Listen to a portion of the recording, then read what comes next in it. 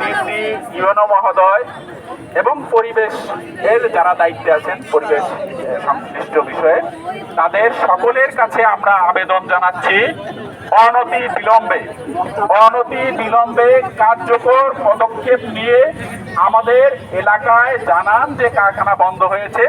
শুধু বন্ধ হলেই হবে না, কারখানার যে স্ট্রাকচার হয়েছে এটাও সরিয়ে ফেলতে হবে, কারণ ওকে আর আমরা বিশ্বাস করতে পারি না। কালকে ওটা সাপ ও আবার দংশন করবে, ওই কারখানা ওখানে আমরা রাখতে দিব না, কারখানা বন্ধ করতে হবে এবং এই পদক্ষেপ অতি দ্রুত নিয়ে আমাদেরকে জানাতে হবে।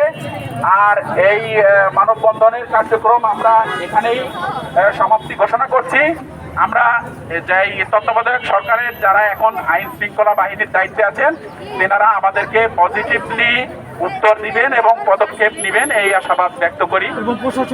এবং প্রশাসনিক কর্মকর্তা যারা আছেন সবার কাছে আবেদন, আপনারা দায়িত্ব নিয়ে এই ব্যবস্থা নেন এবং কারখানা বন্ধ করুন।